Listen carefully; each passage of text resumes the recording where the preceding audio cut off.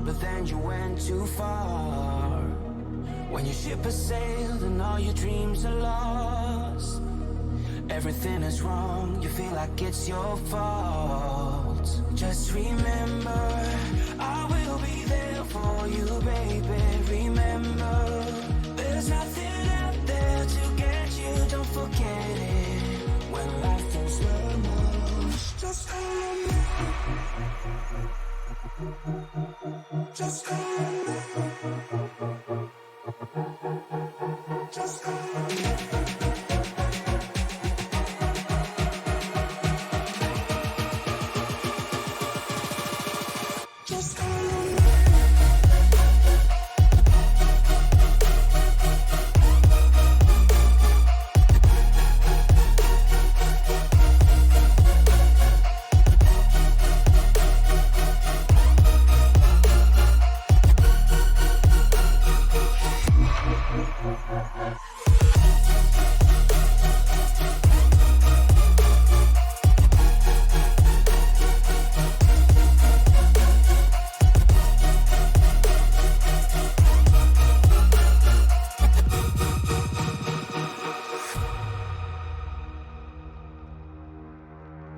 You're stronger now than you ever been.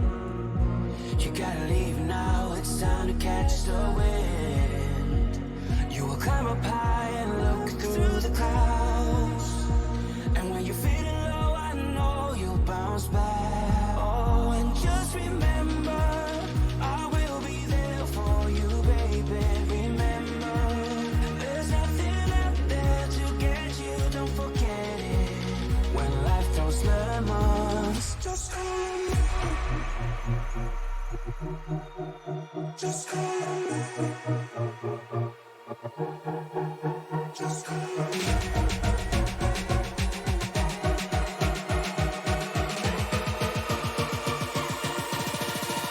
Just remember.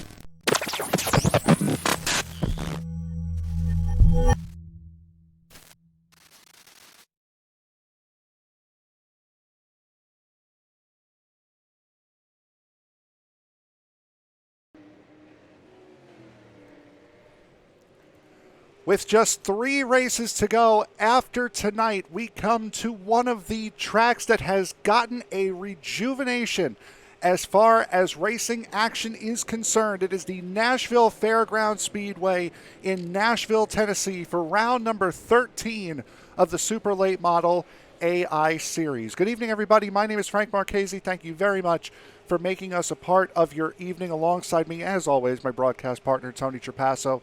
Tony, we saw a great race at Bristol last week. We're staying in the state of Tennessee to a track that, as I mentioned, because of its introduction into iRacing, has seen a lot of new eyes and has gotten a big rejuvenation as far as work at this racetrack. You're absolutely right, Frank. And, it's good to see this old girl being used again. It's one of the most interesting layouts that we're ever going to see, because the backstretch is actually elevated. There's not really a downhill coming off of 2 or going into 3 with an uphill. The entire backstretch is the same level as the banking. You actually have to climb up out of the bottom groove going onto the backstretch. And, that was done to allow the grandstands to see more of the racing and more of the action and not have to go, well, what's happening back there? I can't see over the rub rail. So, they did what they thought was best at the time. And, just so much history at this track, Frank, which we will get a chance to go over later. But I mean, so many good memories too for those who actually got to see this place run in its heyday. Absolutely, and quite an interesting time to schedule this race. I completely did not do this on purpose when we made the schedule out. IndyCar just ran the street circuit here last weekend, so to come here, it seems kind of fitting. IndyCar here, and now the lower series starting to trickle in as well. As we will now head to the point standings here, and after a very poor finish last week, Toni Breidinger, her 77-point lead has shrunk down to 45. Sean Woodside and Tanner Reif also moving up, as Corey Heim had a poor finish. He moved down, but a couple of big movers. Gio Scelzi had a very good finish last week at Bristol, up 5 into the top 10, and Eddie McDonald, another podium for that number 17 Calabrese Motorsport team. Yeah, McDonald's definitely getting his season back on track after having some issues at the tail end of the first part of the season. He didn't really have any good runs at that point, but ever since that win, that team's had a lot of rejuvenation. They're back on task. And the biggest surprise that I'm seeing right now is the fact that Gio Scelzi is the only McAnally racing team car inside the top 10. I mean, we were expecting big things out of Derek Kraus and Cole Moore after having some flashes of brilliance earlier on in the season. Another shocker is Ty Majeski. He's mired back there right now, and that all those guys are looking to finish this season strongly. Yeah, absolutely. And guys, that was another thing. We were expecting guys with top 3 NASCAR experience. The names of Ty Majeski, Josh Berry has had some time up in the top 3 series. We know Corey Heim is one of those guys that very well could be moving up. Toni Breidinger has had a couple of ARCA and truck starts, and we know guys, Derek Kraus as well. We know guys like Carson Kvapil are going to be there very, very soon. Those guys have not had the runs that we were expecting them to have this season. So we've only got about 20 seconds left here in the practice session. But the thing is, Frank, that's one of the reasons why we set this series up the way that we did was, let's let the chips fall where they may, put everybody in equal cars, put, everybody on an equal footing, and let the cream rise to the top. And right now, Toni Breidinger is probably one of the sweetest whipped cream you're ever going to taste right now. And currently, unfortunately for her, slowest in practice as the checkered flag flies on the practice session. And you can't say we haven't succeeded in that goal of it being anyone's race on any given week, seeing as though we've only had 2 repeat winners in 12 races. So 10 unique winners here this season as we jump into the qualifying session. Looks as though everyone going to go out at the same time, so it is going to be one of our flash qualifying sessions that we're getting so used to. We're following along with Alan right now.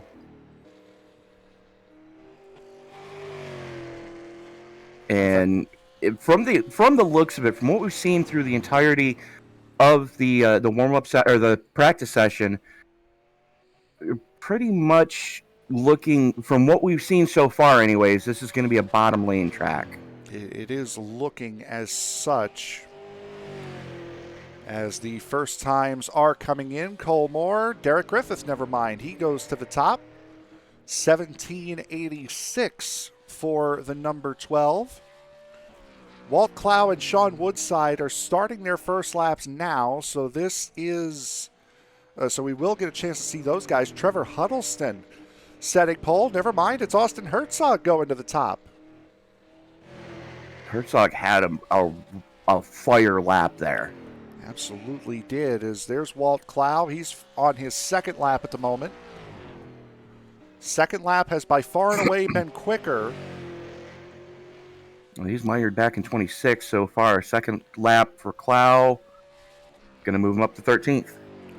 And actually, they'll bump him down to 14th as Sean Woodside comes through to complete his qualifying effort to put him in 12th. So that will do it for our rapid-fire qualifying session. There you see one of the quirks of this racetrack. That pit entry is just an opening in the turn 4 wall. And that could possibly lead to issues here tonight, being as it's such a tight entry. Cars are going to have to kind of climb on the binders real quick. This could go one of two ways, and I'm putting money on the fact that it goes the other way. We would hope it would go the other way as we get set to jump into the race session. We'll take a look at the starting grid here for tonight's race. And on pole, that's the one, on pole is Austin Herzog, a time of 17.584. He will roll off with Derek Griffith just 1/1000th of a second shy of his qualifying effort. Trevor Huddleston and Mark Wirtz will make up row 2. Josh Berry and Wayne Stokes will sit in row 3. Row 4 goes to Parker Traves and Colby Howard. Eddie McDonald and Jake Drew will make up row 5. Carson Quapple and Sean Woodside will sit together in row number 6. Row 7 goes to Cole Moore and Walt Clow, with Corey Heim and Derek Kraus making up row number 8. Row 9 is going to go to Jeremy Doss and Ty Majeski. Tanner Reif and Blaine Roca going to roll it off in row number 10. Dominic Lopez and Andy Allen in row number 11, with row 12 going to Sammy Smith and your current points leader, Toni Breidinger. Austin Maynard and Gio Selzy rolling it off in row number 13, and starting shotgun on the field in the 27. In 27th spot is John Moore. And for John Moore, this whole field inside of 1.125 seconds of each other, so very, very close as we've come to expect time-wise. We'll take a look at the weather conditions here at this beautiful racetrack. What a look over at night here. Just past 8 p.m. in sim time, and the lights are on here at the Fairgrounds. 79-degree ambient temperature, 81-degree track temperature. But Tony, blowing southward is quite a hefty wind. It is at that, and it's going to be a crosswind in both corners. It's blowing directly. Basically, it's coming over the grandstand and going crossways across the backstretch. With that backstretch being elevated and there not being a lot of signage back there to block the wind, that could wreak havoc if that wind starts gusting. Speaking of signage, look how great that looked with the sky behind it. Oh, yeah. Just an unbelievable bunch of shots here. And again, because of the rejuvenation of this racetrack, and iRacing is not the only reason why this track is getting the love and attention it is, there has been a groundswell to get this racetrack hosting top 3 series events again the way it did back in the early 2000s. With all of this that has come along over recent times, plans to remodel this racetrack have come about, which means it is getting closer to being either on the truck or the Xfinity schedule in, I would say, the next 4, maybe 5 years, if that. This is one of the tracks that the Truck Series started at when it first came out in 95. So I personally would love to see the trucks come back here. There's a ton of tracks that the trucks originally started on that I would love to see them go back and visit. Even if it's, you rotate that first schedule, rotate each one of those tracks in and out of the current schedule. I would love to see a lot of tracks, a lot of short tracks come back into the Truck Series, because most of these guys, actually I'd say good 90% of these guys, cut their teeth on short tracks, in super late models, in modifieds, in the lower tier divisions that don't normally get the love. So you bring in whatever the local big class is, whatever the major class is for that locality, bring them in, run them as the support series for a truck race or an Xfinity race or whatever you choose to do. But I mean, there is so many possibilities out there with a lot of tracks getting rejuvenated. Thanks to the efforts of some bigger names, some NASCAR Hall of Fame first ballot names, I might add. It's a beautiful thing to see, Frank. Yeah, absolutely. And again, this racetrack is scheduled to get a full-on remodel. I do like the closed, the open nature of this old short track feel, but we are getting set now to start rolling off here in just the next couple of seconds, as you can hear the engines start to come to life, as Austin Herzog, for the first time this season, will lead the field down. This coming off a third-place finish for Herzog last week at Bristol.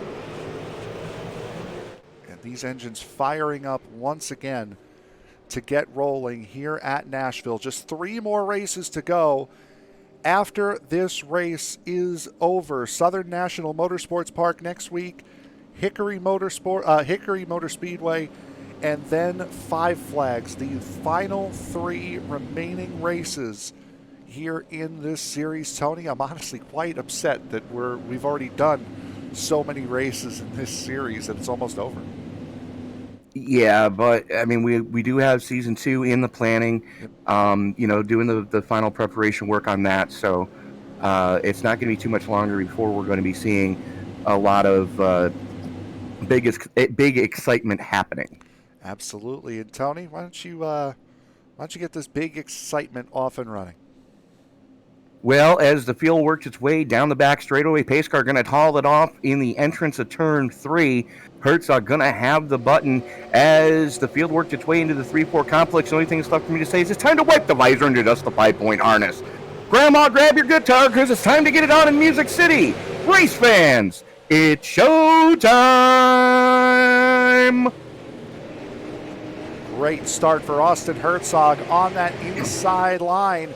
Side by side, though, as that's Josh Berry and Wayne Stokes going at it. The 8 and the 92 on the outside line.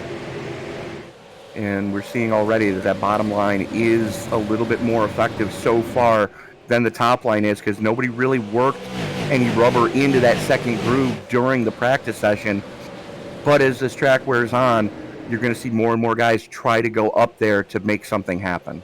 First true feeling of a night race this season. We've had races start late, 7, 8 o'clock, but this is by far and away the first true feeling of a night race. As here comes Carson Quapple looking to the inside of Jake Drew. This would be to get Quapple in that 35 up into the 10th spot.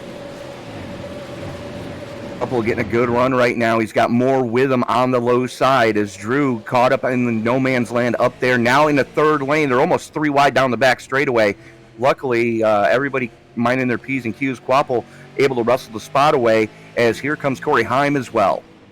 Riding on board with Cole Moore, and you can just see how bumpy this racetrack is. And we'll flip the camera back around to just show you what it's like to try to put a lap together around here, just how bumpy it is and how difficult it is to accelerate coming off of these corners. It absolutely is, because every bump in the track wants to, break the tire loose from the surface. So shock packages are going to be at a premium here tonight. Absolutely. As Austin Herzog has opened up a 1-second lead up here at the front. Trevor Huddleston has jumped up into the second spot. Derek Griffith, Mark Wirtz, Josh Berry, your top 5. There is Josh Berry in the 8 with the 12 of Derek Griffith to the outside, trying to maintain that 4th position. Griffith not getting the initial start that he wanted to. Has been caught on that top side where there's not a lot of traction yet, but you could see the marks going into 3 that some of these guys are almost locking them up on that top shelf. We'll see it again as they come down the back straightaway. Take a look at that second lane going into 3, and there are some really dark marks where guys have locked up their tires already. Guys trying to slide and work that outside lane in. This is just behind that group there is the 92 of Wayne Stokes still stuck on that outside, 3 abreast going into turn 1. The 99 of Cole Moore brings it to the inside line, trying to follow Eddie MacDonald in that 17. Eddie Mac trying to make something happen right now, is looking to improve on the season, but they're steadily losing ground to that lead grouping, and it looks like McDonald is holding more up ever so slightly, as finally the 6 has gotten to the low side to stop the hemorrhaging. Jeremy Doss was the fastest in practice in that number 75. On the inside now, running in the 15th position. Walt Cloud chasing Toni Breidinger in the championship. Here is Breidinger battling with Gio Scelzi. This is for last, unfortunately for her.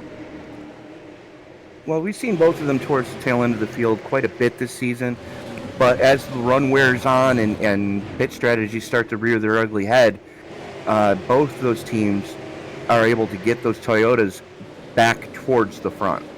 Breidinger has really found herself the beneficiary this season so far of well-placed cautions this season, right in the middle of pit cycle when she hasn't come into pit. Most other people have.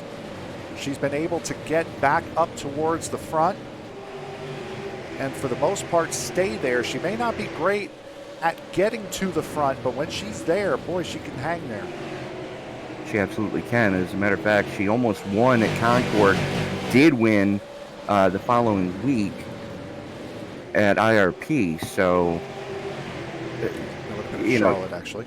I'm sorry, won at Charlotte, but Bristol is just a track she just as soon forget. As a matter of fact, I think anything in Tennessee is no bueno for her right now.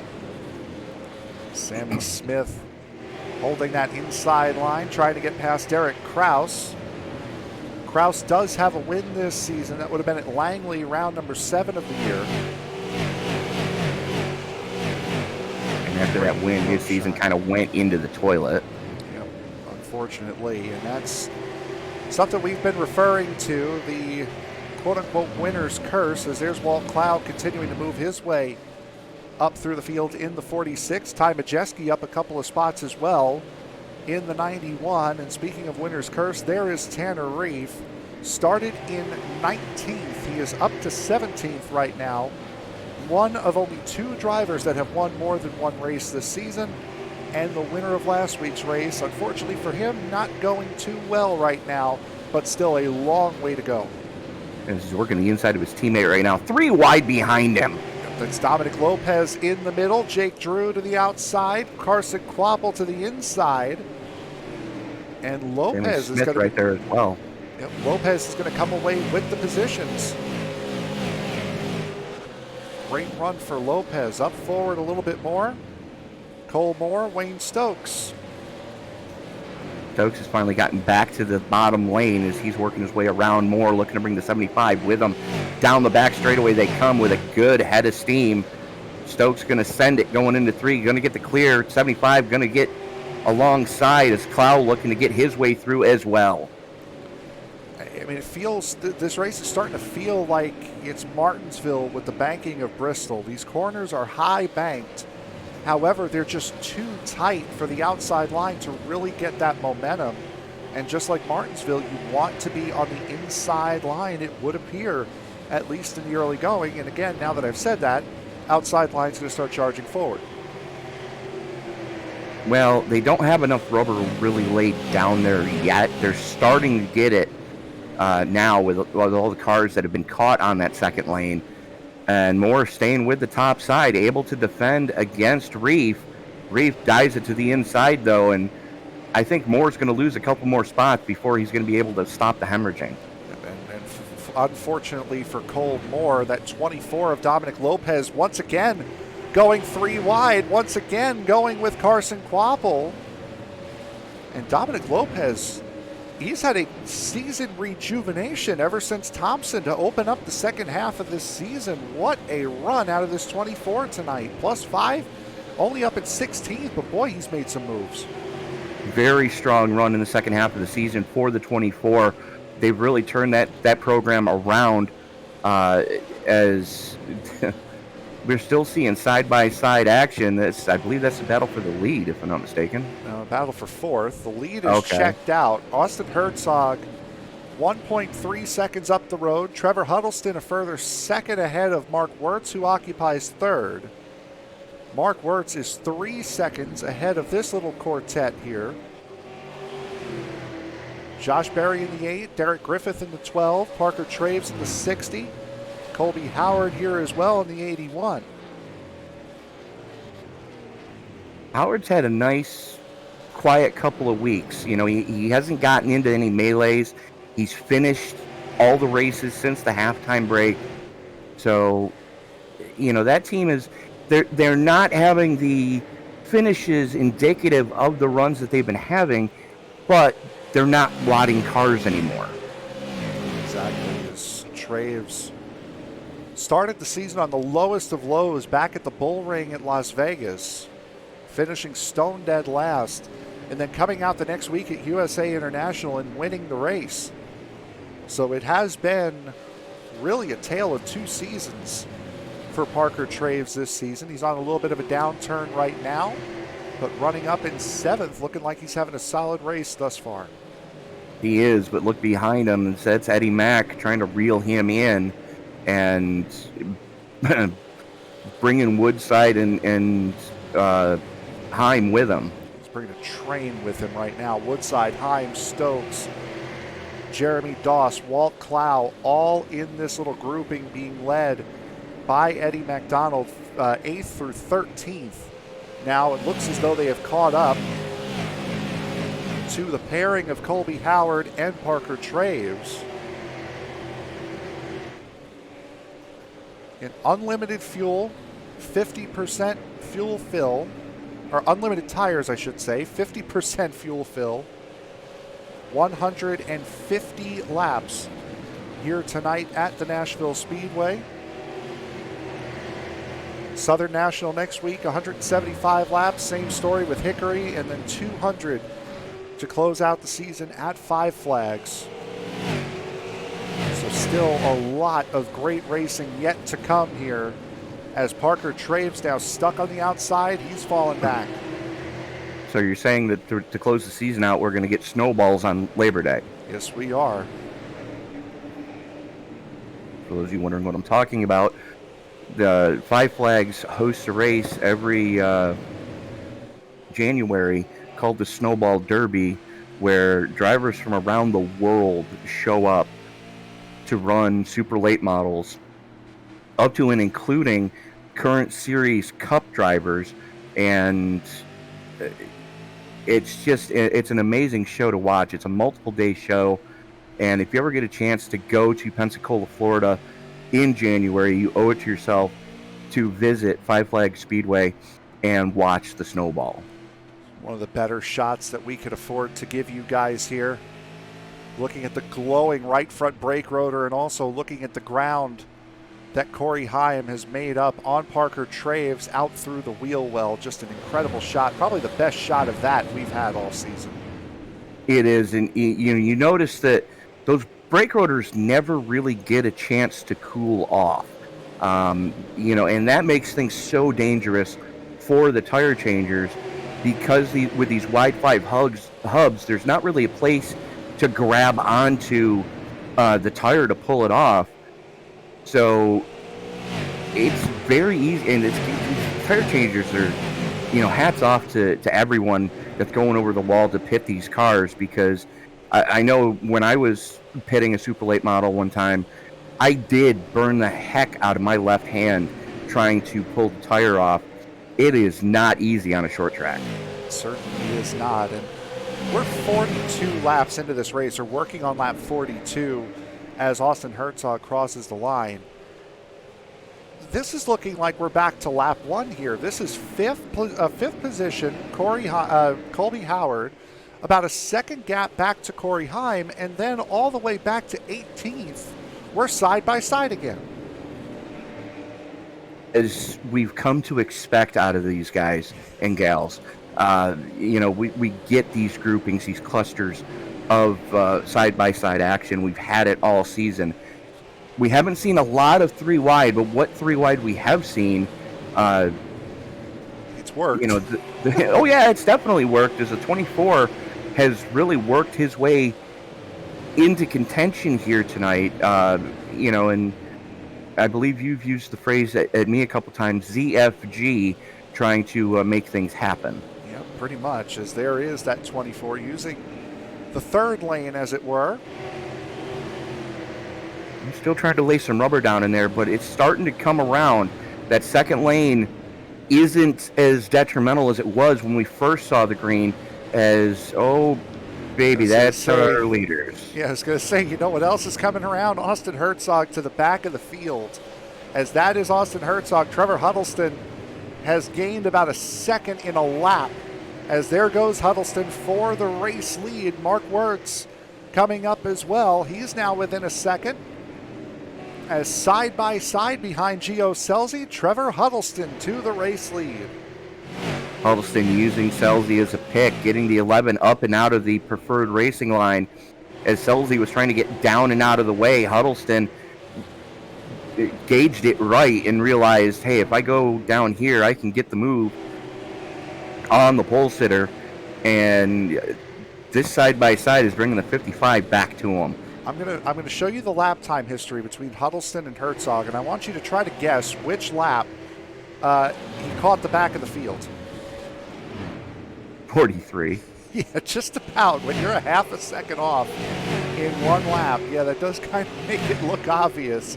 As Herzog's still not willing to give it up. That 11 is very quick here tonight. Mark Wirtz, though, pushing that 50 around. So the 50 at least has the nose out in front. 3-way battle for the race lead. Huddleston and Wirtz will prevail. Herzog, though, not having a good time of it on the top shelf. And you can see the gap back to fourth there. Almost the entire length of the back straightaway is the spacing. As you can see fourth way back there, just coming out of 4 in the picture.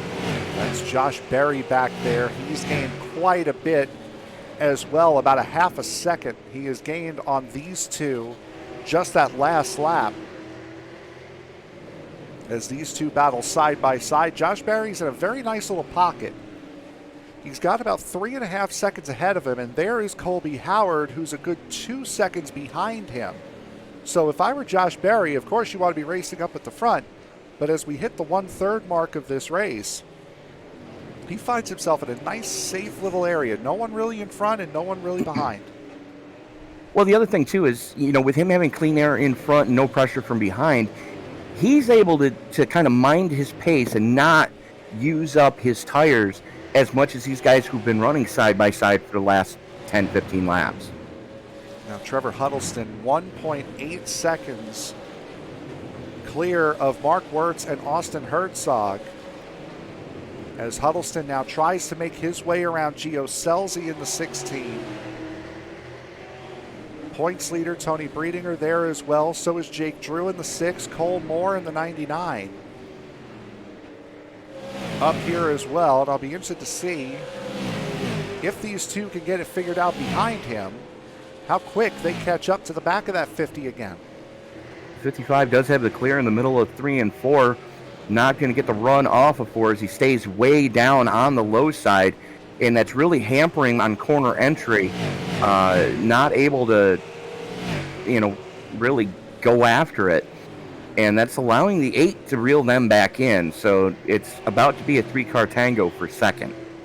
Take a look here. This is the time delta between third place Austin Herzog and fourth place Josh Berry. And you can see it's been a steady staircase. Once we get back into the corner entry, yeah, there it is. Been a steady staircase of Berry catching right back up to Herzog by about a couple of tenths a lap. And again, the staircase continues to fall in Berry's way. Yeah, it does at that. It's Berry trying to make something happen, but you know the 55 and the 11, 0 quarter asked for, 0 quarter given right now, and you can see the brake rotors just glowing almost white hot on those cars already. We're only on lap 58 of 150. I dare say that we're going to see brake fade start to rear its head here, probably within the next 50 or so laps. Good news for Trevor Huddleston is that group has significantly thinned out from where it was. Better news for Mark Wirtz is now that Josh Berry has gotten up into this battle with Austin Herzog and himself, that inside line has been able to move out just enough to allow Wirtz to get single file, allow him to take the line that he wants to run, and now Josh Berry has completely cleared that 11, but the 11 is going to get the run on corner exit, keeping Josh Berry on the inside. I think Berry's going to need help from Howard to try to get the spot. In all likeliness, you're right, because that's the one thing we see when it's real world people behind the wheel of these cars as opposed to the AI. The AI is not as aggressive on corner exit as some of the real world drivers tend to be. You're not going to see a lot of pinching up and putting guys in bad positions, or as we say on the dirt side of things, you're not going to see a lot of sliders here on the concrete. But still side by side back here in the mid pack. Good grief! It's Tanner Reif in the 9, currently running in 10th, all the way back to John Moore in 20th. These guys have been side by side pretty much the duration of this first 63 laps. Majeski goes to the inside of Griffiths, wrestles a spot away from him. The 35 of Quapple able to get the spot as well. And they are not that far from being lapped themselves. No, they're not. As Trevor Huddleston making his way down into pit road, so is Mark Wirtz. Austin Herzog stays out, but everyone else in the top 8 now. As Sean Woodside comes in, so does Wayne Stokes. So 8 of the first 9 drivers on track come in. Here as pit stops begin, just shy of halfway. As that is definitely going to give Toni Breidinger a little bit of breathing room. Here is Reif. Looks like he is coming in this time. And you can see just how difficult that pit in is. Pit out, not any easier, as you've got to stay below the yellow line until you get to the exit of 2, or else you will be popped for unsafe pit exit. Mark Wirtz has lost several positions here on pit road. There is Wirtz in that 55. There he is. Walt Cloud, Josh Berry there. Actually, it's Huddleston, the one that's lost a lot of time. Mark Wirtz is going to take the lead of this race. Huddleston not having the pit stop he was hoping for. Has a lot of shuffling going on here.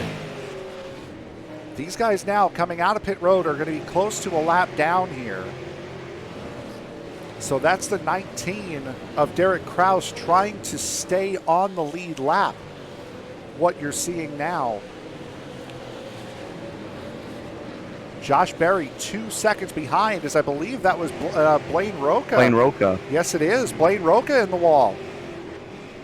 Oh, don't do it. Don't do it. Don't do it. He's going to stop. Caution's out.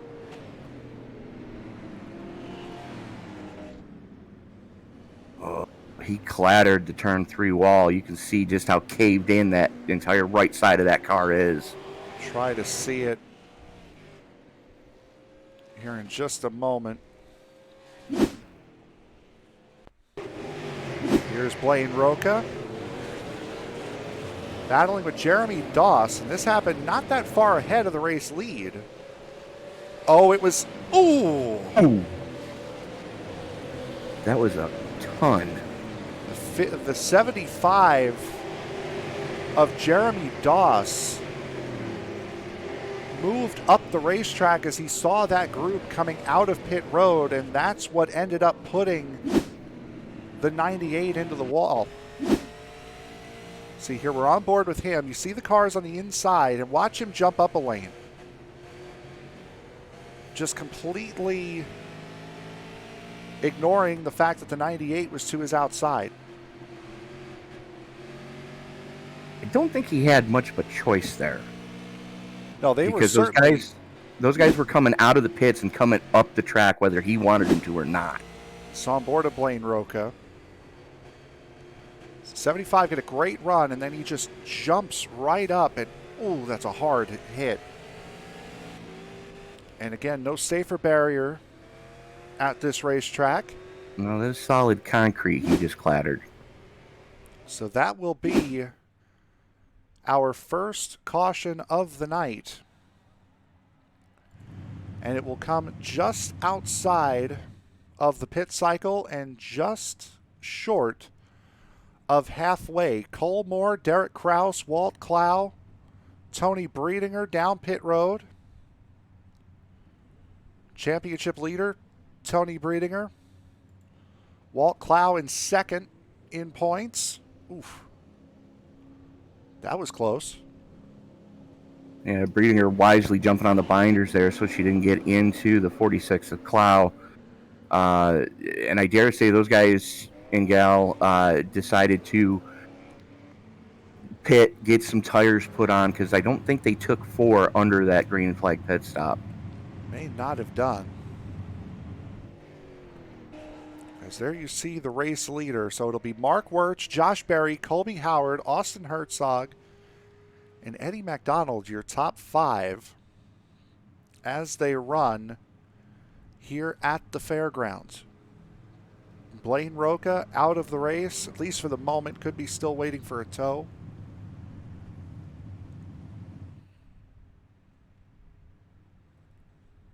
So only a couple of cars stuck a lap down. That would be the 99 of Cole Moore, the 46 of Walt Clow, and Toni Breidinger in the 25. Those are the only 3 that are not on the lead lap. As the field breaks off to go double file, to get this race restarted will be just a lap short of halfway. As the lights are out on the Porsche pace car, very difficult pit road to get on, so the pace car starts to pick up a little bit of speed. Here we go into turn number 3. Pace car makes that left turn below the mustard line. 55 pulls the trigger, and we are back underway, as that is an angry pack of hornets behind our race leader. Absolutely, and a great start there by Mark Wirtz. Tony, we should have one more pit stop here. Depending on another run of cautions. Colby Howard jumps up to second. Josh Berry, Eddie McDonald. There is Trevor Huddleston way down to the inside, trying to make up for some lost ground on the pit stop. Heim works the inside of outside of Ty Majeski right now as he's about to get freight trained. That's Quapple up there as well. Wayne Stokes looking on the inside as well. Quapple in the 35, running in 8th at the moment. The 2 Sunrise Fords running side by side. Jake Drew on the bottom, Tanner Reif on the outside. Jake Drew had a very good start to this season, winning the opening race. And from there, really has completely fallen off the wagon. The 22-year-old out of Fullerton, California.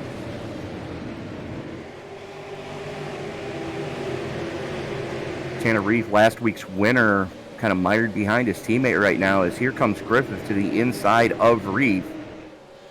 Meanwhile, back up towards the front, that's Quapple working the inside of your pole sitter, the 11. Austin Herzog still trying to get off of that outside line, as we're seeing John Moore has made quite a nice little run up, currently running in 17th after starting in last. Again, only about a 10th, pardon me, off of pole time. And Moore's not really known as a qualifier. No. You know, he doesn't have that single lap pace.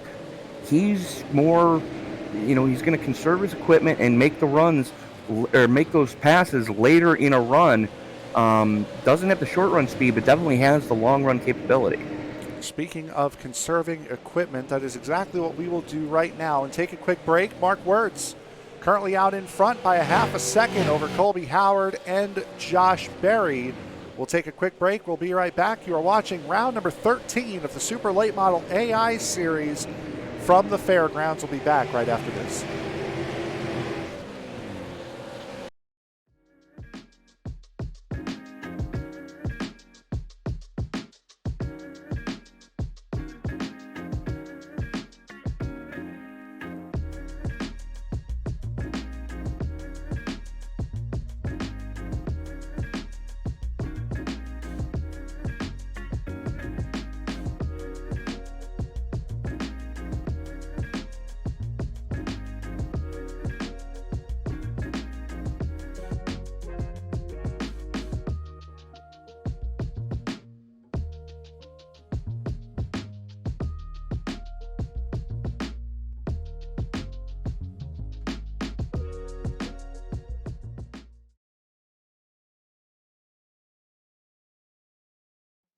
Drivers that took time, all of them within 3.5 tenths of each other tonight is going to be a very closely competitive race. As the field works its way out of the 3-4 complex, the only thing that's left to say is wipe the visor, adjust the 5-point safety harness, because race fans, it's showtime!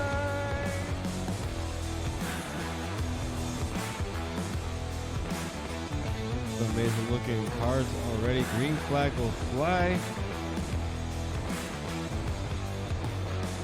Oh, they're wrecking! Well, one thing that you're going to see at this track that we haven't seen the last few weeks is a surface that's multi-group. I think this is the first multi-group surface we're going to have. After an amazing race at Daytona, we now come to the left coast and Auto Club Speedway in Fontana, California for the second round of the Way She Goes Racing League Cup Series.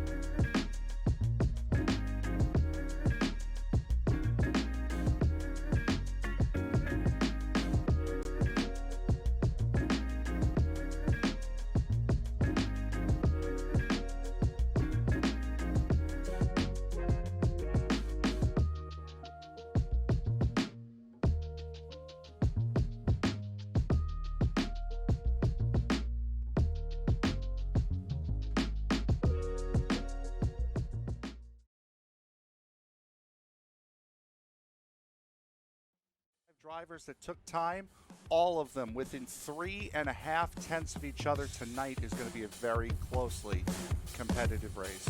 As the field works its way out of the 3-4 complex, the only thing that's left to say is wipe the visor, adjust the 5-point safety harness, because race fans, it's showtime!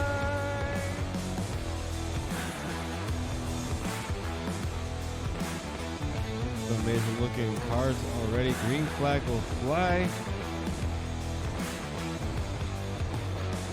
Oh, they're wrecking!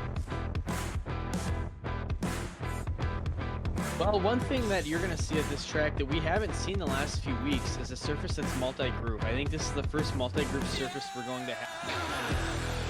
After an amazing race at Daytona, we now come to the left coast and Auto Club Speedway in Fontana, California for the second round of the Way She Goes Racing League Cup Series.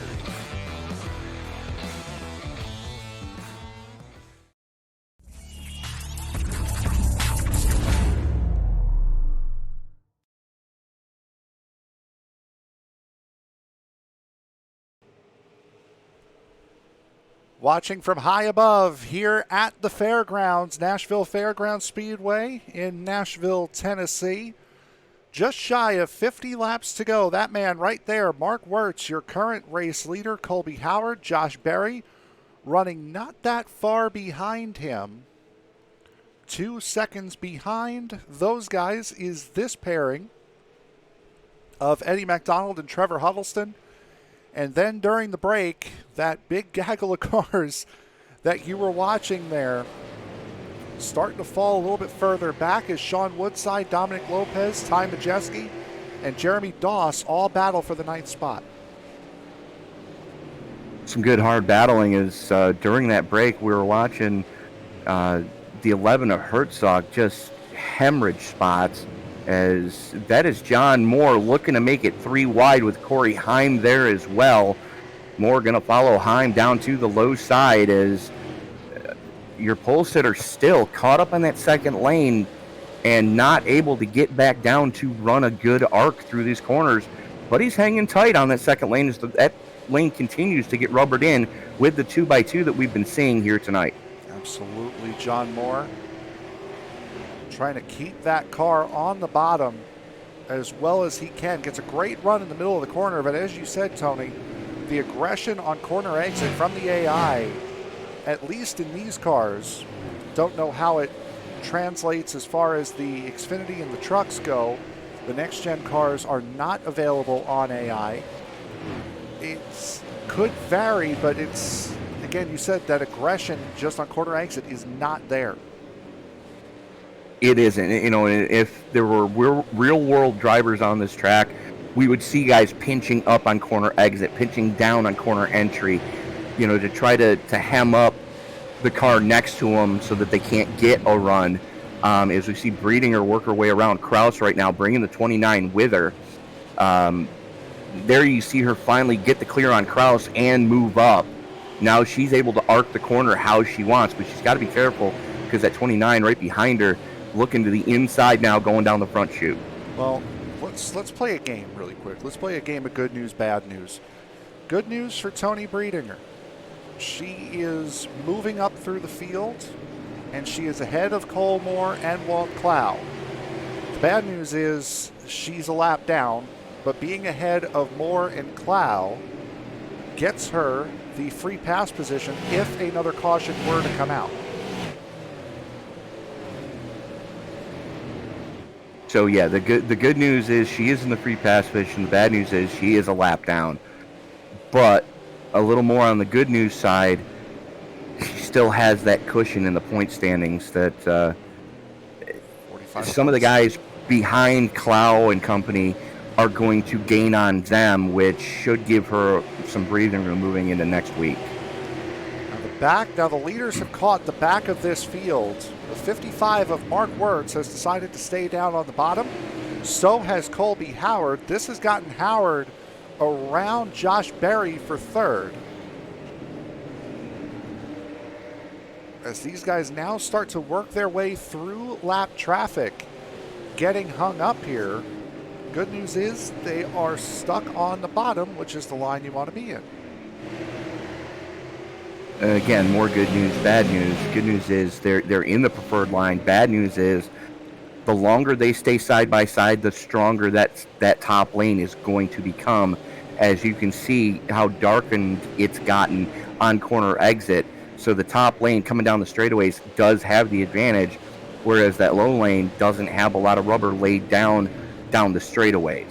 Not only that, but the back of the field or the middle of the field is starting to catch back up to them as Eddie McDonald. There you see him in line. Josh Berry looking to the inside of Colby Howard there through 3 and 4. Howard slid up to the middle line. That 8 of Berry thought about possibly making a move up the inside. Thought better of it, though. It's a little too early to be putting your car in that sketchy of a situation, as we are 40 to go right now. There you see the 8 working the inside of Allen's 22. And, God bless them. The lap cars right now are not just giving up there because they're racing for position around these guys. And, it's the pressure's put on the car making the pass to do so cleanly, as opposed to the lap cars just having to give up and get out of the way. Now, Mark Wirtz currently blocked in on all sides by lap cars, which means there is a lap car in between him and the 81. So it is not going to be an easy task for Colby Howard to get to that 55. Mark Wirtz does have a win on the season, back at round 5 of the season at North Wilkesboro. As now Huddleston has caught up, same with Eddie MacDonald. These guys have all caught back up to the top group, as again, Sammy Smith, Parker Traves going at it. There's Toni Breidinger up there as well. Breidinger on the verge of going 2 laps down at the moment. She's driving for her career right now, as she's hemmed up behind Reif. And, we've said it a couple of times. Reif mired back in 17th, not the run he was hoping for here tonight at Nashville after winning last week at Bristol. Gio Scelzi stuck on the outside of 3 wide coming through turn 2. Got to push him back into the clutches of the 55 of Wirtz.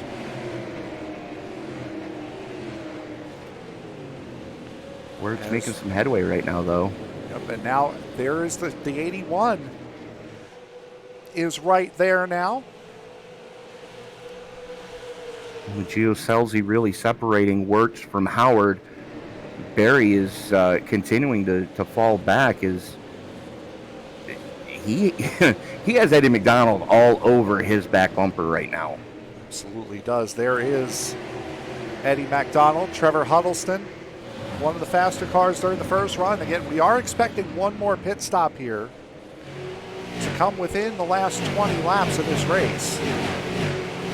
So it's just because they are the way they are right now doesn't mean they're going to stay this way, as Wirtz has pulled out a little bit of a gap now.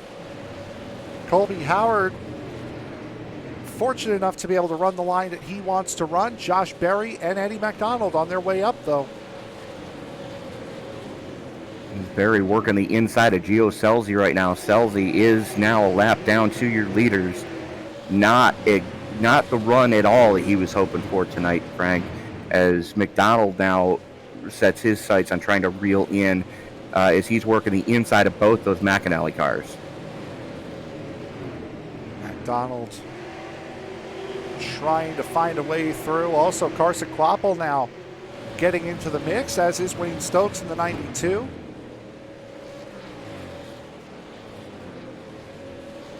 Quapple, Huddleston, and that Stokes run that off Cloud of just position. got coming off a 2 was probably one of the best runs we've seen anybody have through the middle of 1 and 2 so far tonight. Doesn't really matter, as he fell right off on corner entry and continues to fall back now. But you can see, yeah, he is getting a very good run out of turn 2, and I think Wayne Stokes might be trying to follow that line here to try to get around the 35. However, the inside line just too good on corner entry to be able to do anything about it, as we see Eddie McDonald losing ground now to both Gio Scelzi and Colmore. As Colmore got to the inside of McDonald, that really cost him a lot of momentum. And you can see how dark that braking zone is getting going into 3. Not so much going into 1, but going into 3, that braking zone, it has a ton of rubber laid down on it. And I think it's really catching these cars as they're trying to climb on the binders, and it's what's really costing them time on corner entry.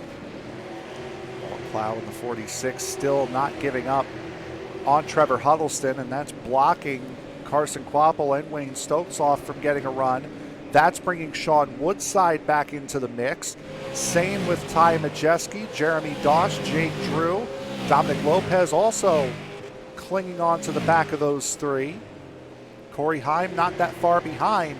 So we're getting a nice little group of racing forming here from 5th all the way back to 12th.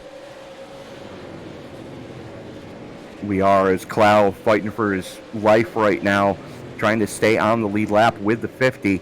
But the Quapple in the 35 is just uncorking one right now as he's working to the inside of Stokes, looking to bring Woodside with him, as Majeski under pressure from the 75 right now coming down the backstretch.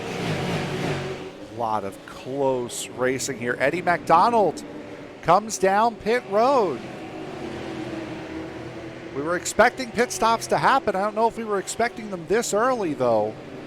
And Eddie McDonald, the lone runner that comes down pit road, pitting from 4th. We're just about to get to 30. We're 21 to go right now. Yeah. No, this is about it. This is about when we said we were going to see pit stops. 20 to 25 to go. McDonald, the first taker, though, is going to have the tire advantage for at least a couple of laps. Look at Austin Maynard up here as well. Now, Maynard is a lap down. He was just 3 wide with Scelzi and Moore. Not sure if Mark Wirtz is coming in this time or not. He did seem to be a little bit lower than normal. 3 wide now as Colby Howard spots an opening. Howard not carrying in the bid as he's working to the outside of the 81. Gio Scelzi wisely back, or sorry, that was Kraus wisely backing out of it. And here we go. Top 3 wholesale pit stops for the top 3. Trevor Huddleston stays out. Wayne Stokes, Sean Woodside, Doss, all of those guys coming in. Carson Kvapil, you see him coming out. 50's got to cut off this undercut right here. Yep, here There he he comes. This will hand the lead of the race over, at least for the moment, to the 27 of John Moore. Derek Griffith stays out. Moore leads the lap. From the outhouse to the penthouse, starting shotgun on the field. Currently leads this race, but does need to come down. Looks like he's coming down this time for his money stop. Dominic Lopez has not pit. Colby Howard, now with that pass, has just taken over the effective race lead from Eddie McDonald, but McDonald not giving it up on the outside line. That second groove through 1 and 2 is paying dividends, not so much in 3 and 4. You've got to get to the low side to go through 3 and 4 to get the run at the start-finish line. So the top three completely different at the moment as there goes Colby Howard. He gets the clear. And now Howard going through lap cars, going through the 98 of Blaine Roca, the 9 of Tanner Reif. Howard, McDonald, Wirtz, Berry, Doss, your top 5. These guys up front, though, have carved themselves out a very solid lead. But, you know, we're still 14 to go. Anything can happen from here, Frank, as we've seen it all season. This trio finds themselves 5.5 seconds clear of Josh Berry and company, as a three-way battle for the lead will commence here for the race win. There is the second group. There is Josh Berry, Carson Kvapil battling with Jeremy Doss. So Sean Woodside is there as well. Selzy, the lap car right in front of him, is Kvapil going to use that bottom side to get the clear. Now looks to the inside of Selzy down the chute as the 8's going to get back to him. Woodside right on his back bumper as they are trying to make some headway now to try to pull themselves back into that battle for the podium. They're running out of time, though. Mark Wirtz is coming back in. Unless he's had a problem that we haven't seen, Mark Wirtz back down pit road. We saw the odd and unique pit strategies earlier this season. I don't think they fueled the car enough. Quick little stop for the 55. That is exactly what I'm hearing from our spotters down on pit road. Did not put enough fuel in before the jack got dropped and he took off. Tanner Reif and Andy Allen also coming in again, making the same mistake. So now it's a 2-horse race. Colby Howard finds himself 1.5 seconds ahead of Eddie McDonald. McDonald's best bet right now is just follow Reif, because you know Reif is driving angry. Carson Kvapil a further 6 seconds off the front 2.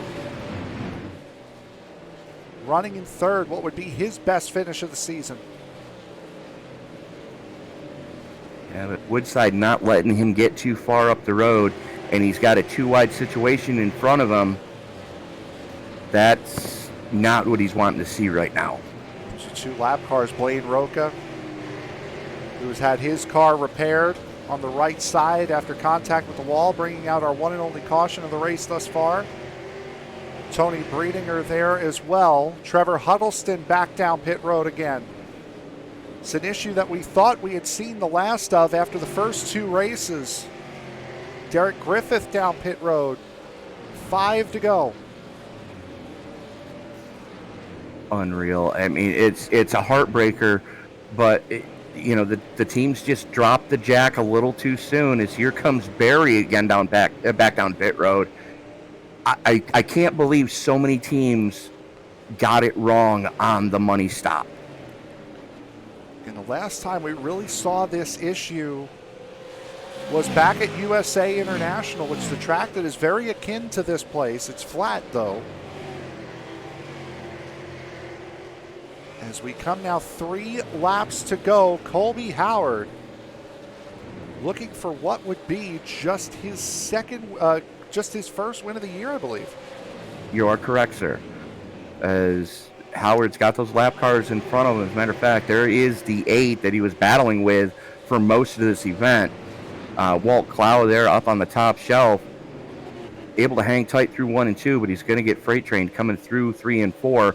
2 to go, popsicle sticks in the air. They're coming through 3 and 4. White and Howard's in! Howard's in for the pits. So is Eddie McDonald coming in. Holy Carson Christmas. Quapple, everyone's coming in again. What Woodside on earth is in, going Doss on? in. Jake Drew and Wade Stokes battling side by side. This is for the win now. The Canadian on the low side, the California kid on the top shelf is Jake Drew. they've got Lopez and Drew has the outside line. Wayne Stokes, though, on the inside. Does he get the run? Yes, he does. Wayne Stokes wins here at Nashville.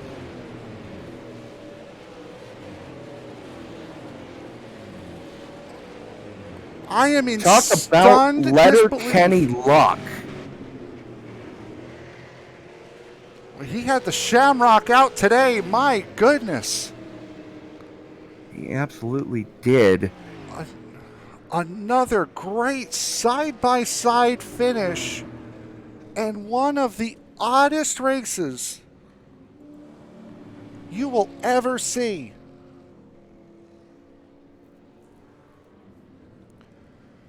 Consider my mind blown. I want to make painfully clear, we do not. There is no way to script this. The AI does what it does on the racetrack on its own.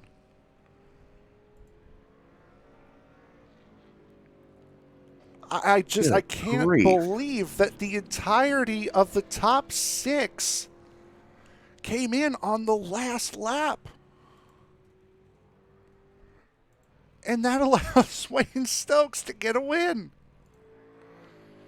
Jake Drew comes up 4/100ths of a second short.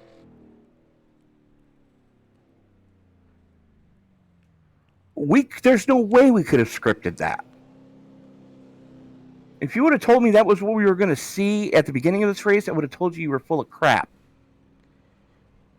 Unbelievable. Time to fire all the guys making those fuel calculations. And for that, Colby Howard will finish 11th. Mark Wirtz, 13th. Well, you know what? We'll just go to the finishing results here. Wayne Stokes, unbelievably, comes away with a race win here today. Jake Drew second, Corey Heim third, John Moore, Austin Herzog round out the top 5. Ty Majeski, Derek Kraus, Parker Traves, Austin Maynard, who was a lap down not that long before that happened, and Sammy Smith come home in the top 10. Colby Howard, Gio Selzy, Mark Wirtz, Eddie McDonald, Trevor Huddleston, your top 15. Dominic Lopez, who we saw finish just in front of Stokes, getting scored on the lead lap there back in 16th. Carson Quapple, Sean Woodside, and Jeremy Doss finishing out your lead lap cars. Josh Berry being scored as the first car, 1 or more laps down. Tanner Reif, Derek Griffith, Andy Allen, and Toni Breidinger and Cole Moore rounding out your top 25, all of which were 1 lap down. Walt Clow and Blaine Roca rounding out your field. Clow was -2, Roca -37 after clattering the wall there to bring out the first caution. I'm in stunned disbelief as to what we just saw. It's unbelievable, that finish right there, and Wayne Stokes and Jake Drew find themselves just the same way McDonald and Breidinger found themselves on the final lap at Concord. Another great side-by-side finish here from this AI tonight from Nashville. And to think, we still have 3 races left in this season at tracks that historically are side-by-side all night long type of tracks. Southern National Motorsports Park coming up next week. Hickory Motor Speedway, a track that is rather new to the iRacing service to begin with, and then Five Flag Speedway down in Florida to end this season in just 3 weeks' time. Here tonight, we will take you through until the first Saturday of September, which would be the 3rd of September. Tony, another wild night here, and I mentioned it during pre-race. I'm quite upset to see this series is almost over. I think we both are, Frank. Is pleasantly surprising. This series has provided a ton of action, a ton of clean racing. As a matter of fact, we went the first 7 races without seeing a caution. First caution did come out at, I believe, Langley. Yep. So, just the fact that we went that far without seeing a caution, then we saw a little bit of caution heaviness at North Wilkesboro, but that was to be expected considering how difficult that pit road was to get on and off of at speed. That curbing going onto pit road just cost everybody a ton. But since then, they've kind of gotten it figured out, and, we've seen some great finishes for the last 3 or 4 weeks now. Absolutely, we have it. Just another incredible race here from the Nashville Fairgrounds. And Tony, coming up next week is going to be one heck of a show I'm expecting at Southern National. But that will do it for us here tonight. Be sure, as we had mentioned it on the we had mentioned it on the Thunderclap race. There's going to be a major announcement coming up at the end of the Western States race this upcoming Tuesday night from Pocono. Both Tony and myself will be there to make that announcement. So be sure to tune in to the end, at least the end. Watch the whole race, but still be sure to stay at the end after driver interviews for a major announcement from SRM and from ESBN this Tuesday night after the Western States race from Pocono. So for my broadcast partner, Tony Trapasso, I am Frank Marchese. Another great race here in the Super Late Model AI Series. We will see you next week from Southern National. Good night, everybody.